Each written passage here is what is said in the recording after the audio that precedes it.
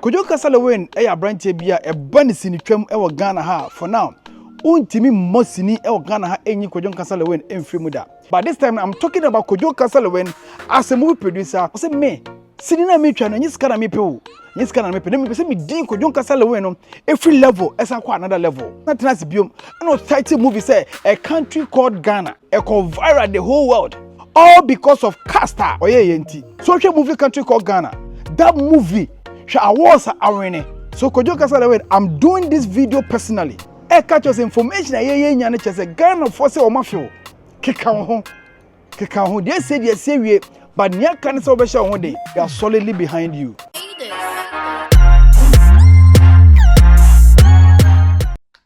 Se uwo US, UK, ana Canada.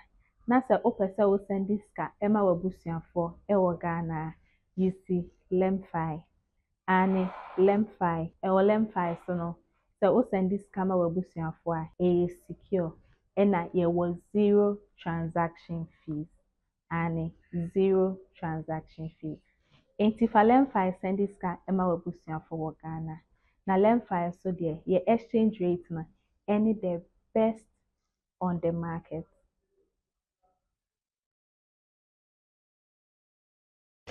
Okay, it's a wonderful time and it's a wonderful day. We thank God for life, for giving us a wonderful life and a wonderful day. Hi, Poleeno Multimedia. I'm doing the fresh boy Papa J. And I'm going to share one or two things so right here on Poleeno Multimedia. But before I say, Yebedi and Komono, big salutes going out to all the industry players. So be biara our try ama Ghana showbiz industry. Ababidi level be Yangopo Ensha from the musicians to the actors and producers, directors, everybody are more supporting the showbiz industry. Ababidi Sabino Yangopo Ensha Mopa. Betene, Ekoma Mene Obabedino is about one particular person in the movie industry. Waboy Jumapa, Waye Nyuma Bebrebe. Or proof point say when it comes to acting or tiasiepa or proof point when it comes to producing good movies, quality movies ye moka emphasis and rema or tiasiepa entiene sani pay one sem ene me babeka e de akyeremo Ghana for e de atomanim akyerem say sani pay o mafeno papa they need him back send no see na djuma no they need him back in the movie industry. Before I say you be run common no my main country Canada for UK for any USA for say Lemfi say main country say so person send this scam e the brebusuan for e wo fie a e say o the app no e na ye adwuma for the money transfer now we abrochen kwa Canada UK USA a Lemfi app and say we use into go Play Store and say Apple Store we download the app no na o the transaction say first time and we use app now we send $100 Ekwa, my promo code enya Poleeno POLEENO. Omo the $30 ebe kan e fast. Charges be any free ento she. Omo the best rate on the money transfer market. We send this cano, we see Lemfi send this cano. Now we show love and support to your family and friends. Mama kwa babio na yemfa enkomo no ento aso.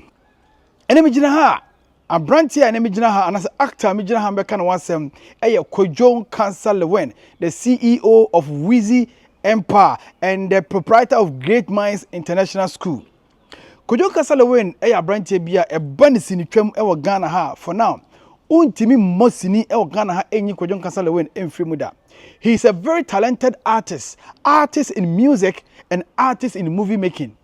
Wa graduate abedu level bi say no ye ka producers or more produce movie e Ghana ha abo ho kapa kese Kojo Nkansah Lilwin e ka ho bi as a young actor when you abedu that level wetimi atwa movie akofa Nigerians from Nigeria e de o maba Ghana aba betwa sinim e onye ni paketoa Kojo Nkansah Lilwin at a point in time a Ghana movie ejiji ya na yenya movie bia ensheda en premiere ema amount for en konkohwe.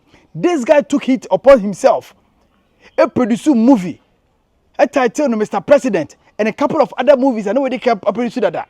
Mr. President, one of the movies or producer you make me say, "Oche nipa epu about that time when we share some movie now." It tells you say at this level cinema ya dey obi a producer bi asro say, obi produce movie, producer bi asro to this camera sinim na scan kwa ebe dem po na aba no. He took it upon himself. He take that risk. Spending huge amount of money. So what I say, any assassin, kakran no, not all pave way or movie industry. No.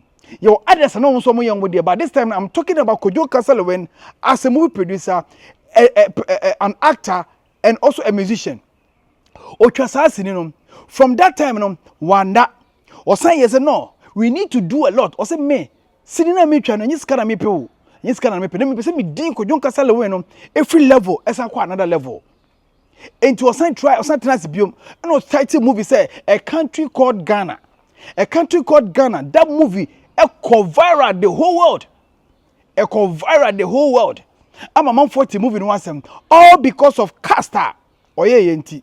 One caster, oh yeah. He is not the only, and I said the first director, and I said producer, which has seen him edit characters from Nigeria, Abba, Miracle from Sayebi. Venice from Saebi. A lot of producers, Ayebi or Ghana, Hanoma, when Nigeria, say free Nigeria, Abba Kumasi ha, Poji Ayebi, Abba Kumasi Ababecha. Now, one person Kojo Nkansah Lilwin, a movie, edit producers, edit actors, every Nigeria buyer, Ghana for CATB da. Ebeye controversy all over the country. I'm a man for Kasawa whole analysis upon analysis, just a critics upon critics, criticism upon criticisms, Nini not me then, a buyer. But Munabem, he did that movie. A date of premiering that movie. Yeah, Kumasi premiere. It was a boom. Kumasi premiere was a boom. Accra premiere. It was a boom. So what I say, eti ene Kojo Nkansah Lilwin make no one seven. Ebi a call ni more about Kojo Nkansah Lilwin then. E cheme. Wache ni mo bebre say Ghana wunye ska. Enye nkwa na so odi. Odi asi school, Great Minds International School. Oya doye ni ade di bebrebe. E dey support him. Betene information amenya any course amenya any comments are you ready from all angles. E say Ghana for Africa Kojo Nkansah Lilwin. Ghana for Africa no. Omo say they need him back as active as they no see active in the movie industry no. They need him back. Yeah, you know him say the day na ye premiere a country called Ghana, the Kumasi version no. Incident see ye. Kojo Nkansah Lilwin enya accident. And I'm sorry accident no so ekofo same bebrebe edi bae. Nyame adom nkakra court akwaneba akora keto ofri mo na busuafo wi am obia no yeguso emam yakọ enim se sabrede nyankopon eguso echichire mo re ehye mo den kakra no misi nyankopon be hye manam nyame na nanim de opẹ ene woye o bibi o de be hye manam ama mo re betimi afi bibia ti nyankopon enchichire mo re no mfa abofra ne kra enseyi. So incident way eba ye no ha Kojo Nkansah Lilwin papa.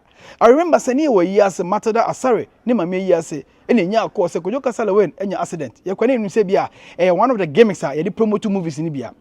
So pictures by no and he said no I don't a serious. So bobo wa yosi senior wa yosi esuma me se me nko konfanoche ni enko hwe se ampa se ni atere because ye ntie se Kojo Nkansah Lilwin konfanoche nti before ochia me no confirm se ampa Kojo Nkansah Lilwin konfanoche ye ko ye no ampa the bodyguard the bodyguard and after the manager Raymond and Kojo Nkansah Lilwin nankasa you so hospital ananko for doctors and lawyers doctors and nurses ejina mo so show mo na incident ni see you know abamwa court akwaneba be si sabre na Ghana for se minkanti Kojo Nkansah Lilwin say on hye ne hoden ewia se nsɔhwɛ de ba bema una okreti nsɔhwɛ na wa was solve it. It is a man that creates problem, and it's you the same man una obe solve. What you say? Ghana for say can't Kojo Nkansah Lilwin so ma no. Energy no the movie industry nim no. On try so best I continue that energy. Ghana for say can't so omo bompire man pa. Na on share no dey non san bounce back. On share no dey non san bounce back. The esi no obi enim say ya ano den. Emu do ti won hwe ya so wo kase wo di sa nsem na chi bebre a ebusua bi ahwere wo mo de hye ya pa obi enim de abofo nyina nko beba beye nem so wiase nyame na de ma ono na oje ekwa nyame fa so obaje no de ani nipa nye dem enti ase ya papa ya do beka se asebo nya rosem bia ya because nyina e baaye no haye that day ubusa password a you do g no na content bi wo kwa na ose ye but because of how incident this no me do na mamoa mitimi nya hwe people are asking Papa J what is the update on Kojo Nkansah Lilwin una ne na mo ye promotion that time no e dey na ko camp ho mitimi nya bibia because dia to me nua no I said ya so me pepepe na ye me ya na ehye like ye me ya me ra ho say asem ye be premiere movie enwume ye nyina ye kofie that day kwamene ne kasae ono say oh that day ne kwa de omo nko ba bia that day na incident here no ye premiere movie no onko ba bia ye wie last radio tour no so onko ba bia that day no but eye na omo koy no omo ko chia na kofa sa asem we nyina den e bae enti no ye ka che Kojo Nkansah Lilwin say ya fe no ono no side no kuta e wo movie industry so ka say o jemu a half a top form so ka say ono no side no kuta o movie industry no o ja to form a half a top form ono no half no kuta no and say very very vibrant so okuta mu na no so boa because ebi mu so ye no so ye na half for ye e ma energy e wo Ghana movie industry no e ko nanim so hwe movie country called Ghana that movie hwe nominations a movie nanya hwe awards a awene hwe platforms a that movie no etimi rise akwakodu but we say yes sunsun pe na so honam ne yemre sunsun pe o na so honam yemre man propose God disposes Kojo Nkansah Lilwin say yes bia no o man nkoda make say oje bo onyu bi o se me kra sorry de be sia wie ni aka ne say obehye wo ho dem da onya mi ase o akakakra na bibia to heden etwa so Kojo Nkansah Lilwin I'm doing this video personally catch us information ye nya ne chese Ghana for say o mafio keka ho they say wie but ni aka ne say obehye wo ho dem na de obetimi a hye wo ho dem your fans audi movie ni ba o mesa be pu aba behwe na nse me hu say wo ne virus akose ta kwakoye adwuma empire ye bono no you so the virus start adwuma kakra wo ye empire ye bono nemo emane na we want to see another production from the Wizzy Film Camp, another production from the Wizzy Film Village. Manyani tiye wo si dan kakra si wono ma wo di ba be yo adwuma wo si movie a palace this time no say producers and director ba sector and characters ba sector wo si bibi like a hotel wo dey see wa on be kwakoda ho I bet me aboma adwuma na koso but who invite ye ntimi ma ho emetwa ye ntimi ma ho metwa oh it was ofre na ye ba na sa be ko nyina no ye ma Ghana fo hu de wo pesa wo ye ene de wo ye ye do bebrebe industry do bebrebe we love you Kojo Nkansah Lilwin niam bia wo ye bia try say do ha you call us we will come there and people know what you are doing Ghana for feel na so people say Papa J we want you and Kojo Nkansah Lilwin collabo enye collabo say me nim kwatwa sini o but omo pese omo feel the vibe a ekoso camp so they want me to come there and talk to Kojo Nkansah Lilwin who the way forward the future plans me dey am ta friend killer enye bibia that's vibe ana ye dey ye the vibe ye o Kojo Ghana for feel e ma bibia mu abem tisi street nim e say mo dwuma kakra mo ye ena omo kote da ye nyina asasori omo say back to the industry adwuma na Kojo Nkansah Lilwin wo ye movies a boka de usika ye kutimi ko set 1 month nipa be 100 ni akire wo na wo fidi omo edu omo ko pe ba bi mo da obi otwa sini ache no invite no from Accra no ba betwa bi tisani ma wo ye nyina no na wo so side no e very very vibrant Brahma industry netimi akonanim eti killer emma bibie mu abem Kojo Wizzy emma bibie mu abem ma ho mene so shaw ho den na san back die see we na America ka kire wo no na mo na so shaw ho den emma bi ensuro bibie bio so what be a soldier as a soldier there you are ready for war all the time no you good movies country called Ghana so what catch say be another movie say history of Africa or something like that password okay password so title na say fifi gaben kwa kan I said the Africa then the journey of Africa bibisa journey of Africa also ba betwa so eti Kojo keka ho binim say dachi bi una betime twa movie a won hwe betime piem Oscars akokoje award una betime twa movie won hwe a e de Ghana bedu level bi a wose Ghana heden ekokoduru una wo twa movie a ahwa dachi de Ghana e be the bigger platform aseli Ghana and not to the world movie map and so Kojo Nkansah Lilwin shawo hoden we are solidly behind you ye nyina ye tawachi move na yensu eni wachi na yen pushi emanenko move na Ghana fo nyina da eta wachi sinitwafo nyina ta wachi na yen pushi Ghana movie industry no na mfa ntoma pam emfra. And I'm here because of messages ayenya any calls ayenya from people, especially kofo frame me busa me ho asem no edoso bebrebe. That is why me flower me say me flower this time me flower me nya all right. So this is message I me dey ma right here on Poleeno Multimedia. Say to what me kan ma ho me so na hye wo ho den.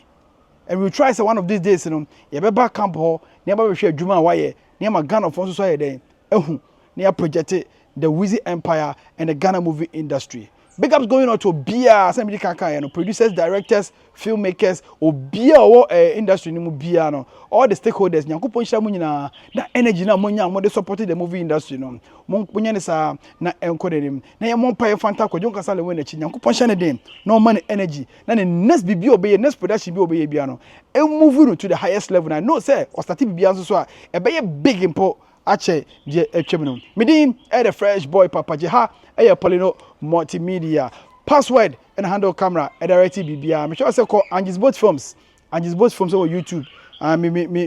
Me say me act into me movies kakra there the how. Kono go share skills ni say me social lewe money like money papa kumansa mo kakra me we skills kakra. Me so me kete want to. So go and watch me on Angie's Boat Films. Thank you for watching. You better say CBM. I'm executive producer Poleeno Ade Armstrong all the way in the UK. Ciao Poleeno, what's up? Nyamisha. Bye bye.